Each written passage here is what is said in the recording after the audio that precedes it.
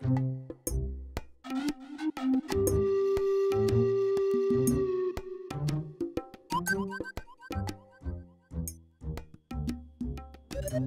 খবর শুনছেন? কি? গত 2 রাত থেকে তমিজ আঙ্কেল 7 থেকে 8 ঘন্টা করে ঘুমাইতেছে। খবরটা পেয়েছি, আমাকে সময় বলেছে। আকমল সাহেব কি খবর? সকালের নাস্তা দেওয়া হয়েছে, কিন্তু এখনো কামে লইয়া যেতে পারিনি। আর বারিন সাহেব? বীরেন্দা তো ধান নিয়ে রাইস মিলে গেছে। দেখি, তুমি এক কাজ করো, তুমি এই আকমল সাহেবকে নিয়ে ওনার কাজে লাগিয়ে দাও। জি ঠিক আছে। জি। আর সময় কোথায়? সময় ভাই ওনার রুমে দেখেছি। তুমি একটু ডাকো তো ওকে। ও সময় ভাই, সময় ভাই চাচা আপনারা ডাকে।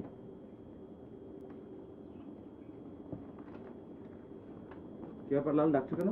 চাচা ডাকে। সময়, জি তোমার কাজের কি অবস্থা? এই তো চলছে চাচা। তুমি এক কাজ করো, কাগজপত্রগুলো নিয়ে এসে বসো আমার এখানে দেখি। জি জি জি। চাচা আমি তাহলে যাই। এসো।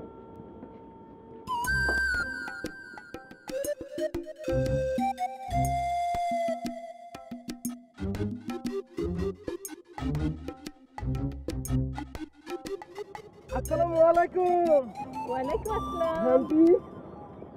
এই ছেলে, তুমি আমাকে আন্টি বললে কেন? ও সরি সরি, ভুল হয়ে গেছে আন্টি। আবারও আন্টি বললে? তাকাও আমার দিকে, আমার দিকে তাকাও। আমাকে কি খুব বয়স্ক মনে হচ্ছে? আপা বলবে, আপা। সরি আপা, আরে বাবু নেবো না। আসলে হয়েছে কি, আমার মাথায় 1 মণ 12 কেজি ধানের বোঝা, এই বোঝার ভারে সব তালগোল ভাড়া হালাইছি। মনে করেন গেদা কোনটো গেদি কোনটো একটু ঠিক পাইতেছি, কিন্তু এই গেদাক দেখলে মনে হইতেছে বুড়া, আর গেদিক দেখলে মনে হইতেছে বুড়ি। অসুবিধা নাই, সব ঠিক হয়ে যাবে। আপনি আমার এই বোঝা ডেলা নামায় দেন। ধরেন মানে আমি তোমার বোঝা ধরবো? ও ধরবেন, সমস্যা কি? এই ছেলে, তোমার কি মাথা খারাপ হয়ে গেছে? তুমি জানো আমি কে? আবার ঠিকই কইছেন, আমার মাথাল্লা খারাপ আছে।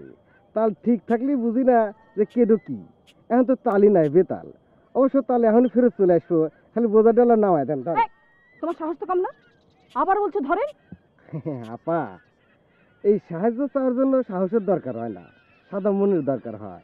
সাদা মন থাকলেই সাহায্য চাওয়াও যায়, সাহায্য নেওয়াও যায়। ইডিয়েট। না আপা, আপনার এই কথাটা ঠিক না, আপনি ভুল বললেন। তুমি আর একটা কথাও বলবে না, যাও।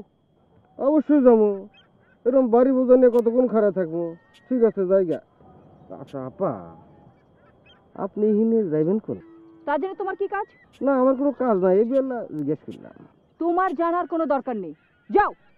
Idiot.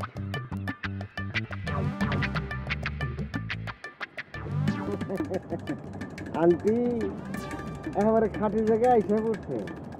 যে ডাক্তার অল্প একটু দোষ দিলেই আপনার এই রঙিন চশমা 2 দিনের নিচে ঘুরে দেবুনি।